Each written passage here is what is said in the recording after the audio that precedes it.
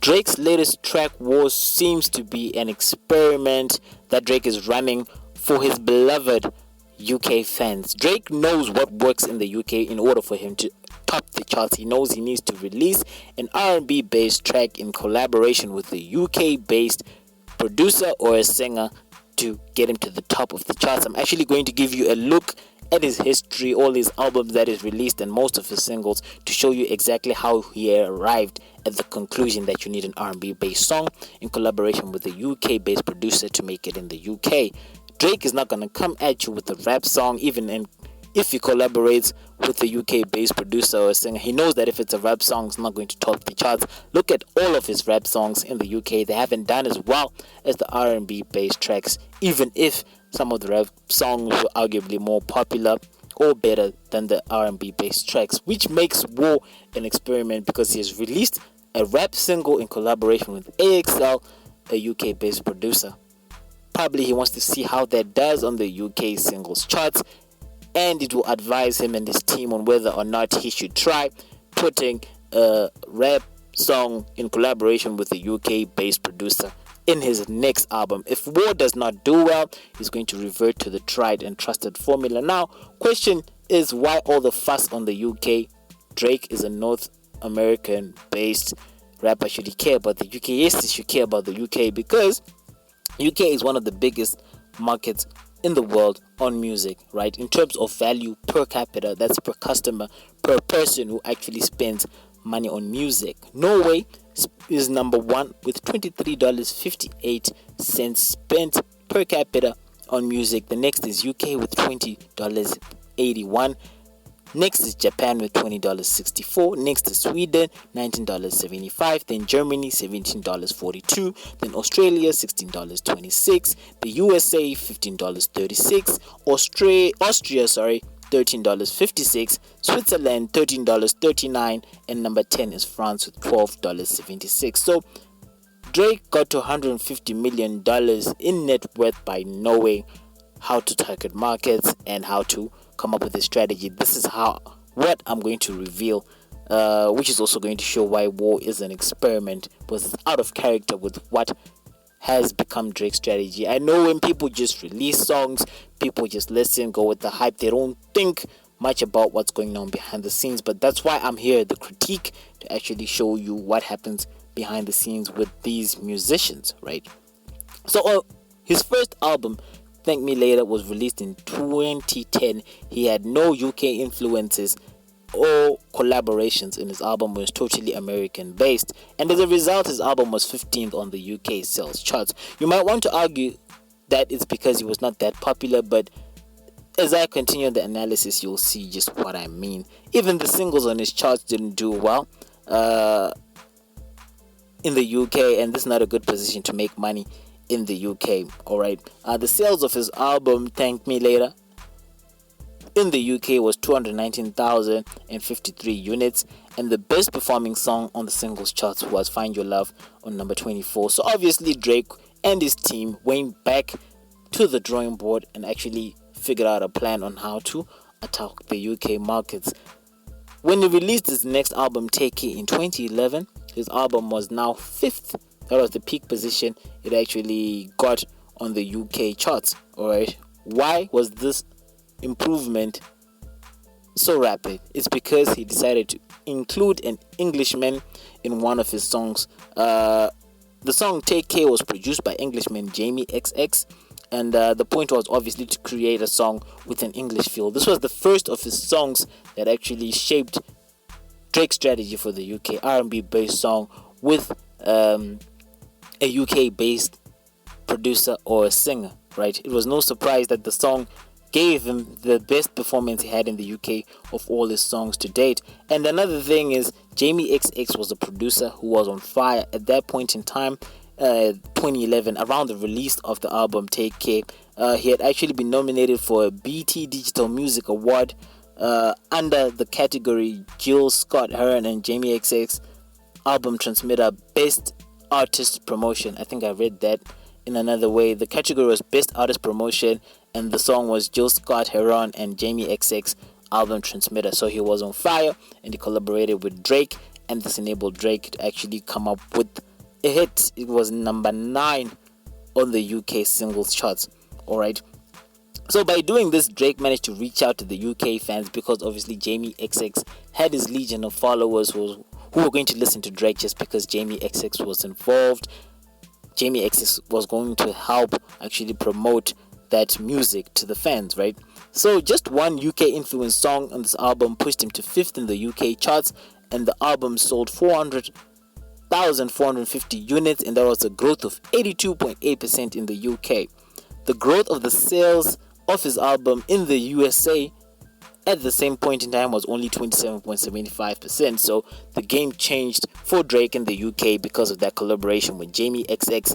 And as any buddy who's rolling with a team that knows how to look at the stats and to strategize, Drake knew from that point on he had to do some work in the UK because there was a lot of money coming from there. Also, the overall reception of the rest of his album in the UK improved, with his singles averaging position 35 up from position 74. So do you think if Drake had not included English influences in his music, he would have actually made it in the UK? Maybe not at the level that he has, because he has some tracks which actually made it into the UK, but maybe that was because he'd already been introduced to the UK by these other producers. So they came to his next album, Nothing Was the Same, in 2013, and the peak position of this album on the UK charts was number 2. Alright, he made sure to keep the UK connection by adding a Scottish producer to the mix in his song Connect. Producer Hudson Mohawk did the producing, but the song did not do anything on the charts. If you listen to it, you can tell that it was a nothing song, right? He was just rapping over this Scottish production, but there wasn't really anything special that was going on there. And Hudson Mohawk himself was a producer with no awards and no nominations. Then he had another UK influenced track on his album called Too Much, featuring Sampha, who was an English producer. It was not a bad song, but it's a song that you could actually easily forget. A song on which you could actually press next. It did not do well in the UK either. Looking at Sampha's own nominations at the time of the release of the album, he had a BBC award nomination for The Sound of 2014 and came 4th in that, so not big enough. Alright, on the UK singles chart, the song Too Much did number 86.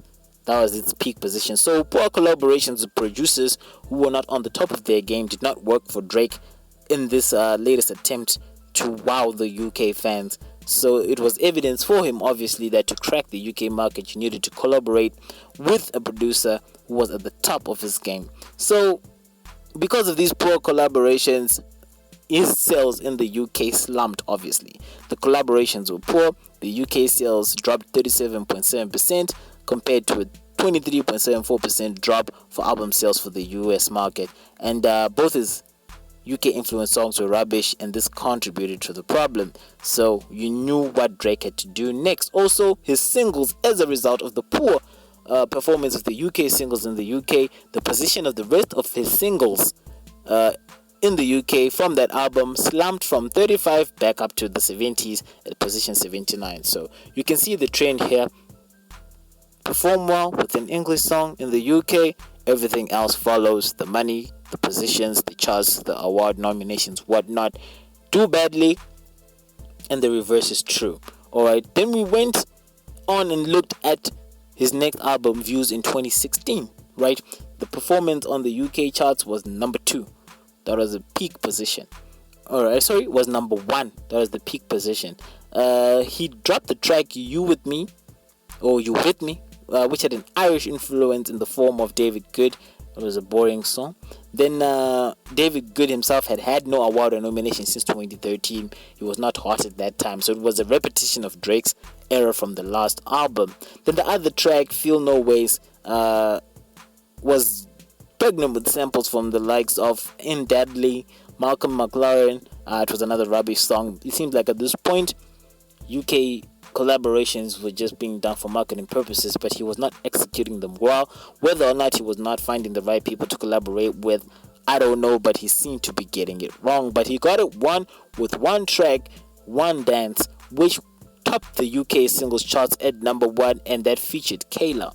Alright, if you actually listen to the role that Kayla played She didn't do anything special on the song. She just added a sweet voice that anybody else could have added, but Drake added it for that UK connection. And lucky for him, the track was fire and it went back to number 1, and this was a hit with the people in the UK, right? As a result, the sales of the album views went down in the USA by about 2.97%, but in the UK the sales went up by 51.16%, evidence of the fact that the UK outreach campaign was solely based on releasing a fire track with a UK-based producer or singer. R&B based track. I repeat that the average position of his singles from that album in the UK skyrocketed from number 79 up to number 14. So One Dance saved his whole UK thing for views in 2016. So realizing this, Drake started piling up on the non-album singles with UK influences to get him better traction in the market in the UK before his next album was dropped, which is Scorpion. Alright, before the album Scorpion in 2018, Drake had done 11 straight non-album singles that had no influence of musicians or producers from the UK. He didn't care. This was from 2009 and up to 2015. But in 2016, after realizing the formula that I've just talked about, he then increased the amount of UK-based influences in his music to 23%, which is almost a quarter of his music. To sing music influenced by people from an area you don't live in shows that you've got respect for that market and you want to wow that market. The singles that he released, the non-album singles that is, from 2016 right up to Scorpion in 2018 was Summer 16, which had an English influence in the form of Brian Burnett. Alright, that came up to number 23 on the UK singles charts in 2016. And then he released Passion Fruit, which was a hit. It had the English influences of Brad Johnson and Nana Roggs. Nana Roggs being a top-notch producer who was actually doing and still is doing big things in the UK. That came in at number 3 on the chart. So he was gaining that love and bonding with these UK fans on the way to releasing Scorpion. This set him well in the UK, set him up well for the release of Scorpion, and as a result in 2018 Scorpion came number 1 in the UK charts. That was the peak position. And looking at the hits that actually got them there, it was Don't Matter to Me, right? That was Drake featuring Michael Jackson, and this was produced by Nana Roggs again. So he noticed that with Nana Roggs there was fire when he actually produced Passion Fruit for him, so he came back and did Don't Matter to Me featuring Michael Jackson. Got that collaboration from a UK producer who was fire, and they ended up with the track which hit number 2 on the charts. Alright, Nana Roggs, for your own information, is the one who produced Ed Sheeran's Shape of You, so he just went for the person who could give him the best quality and probably paid top dollar, which showed how much Drake likes the UK market. Okay, and then the sales of the album Scorpion went down 80.92% in the USA, but they held firm in the UK, not losing more than 15 percentage points. So Drake actually knows that a little goes a long way in the UK. He can drop a whole album full of American influences because that's how he feels like, that's what he wants to do, that's what his culture tells him to do. But then if he drops 1, 2 or 3 tracks for the UK fans, it's going to give him much more traction. Alright, now doing this shows that Drake is departing a bit from what he believes. We know he wasn't collaborating with the UK producers or musicians because he wanted to, but as you can see, it was making him money. So let's look at the songs that he has dropped with UK influences and see whether or not they're lame tracks or they're dope tracks, right? He dropped Take Care, that was a good track. Connect was a lame track. Too Much was a meh track, just here and there. You With Me was a lame track. One Dance was a dope track. Wanna Know Remix, the one on which he featured on Dave's track, that's a lame track. Passion Fruit is a good track. Don't Matter to Me is a cool track. War, I think, is a lame track. So if you look at these tracks that is released with UK influences since he started his career, you can see again that all the chart toppers with a UK influence in terms of a producer or musician of an R&B kind. So Drake knows what he's doing when he drops these types of tracks. He's trying to woo you, the fans in the UK.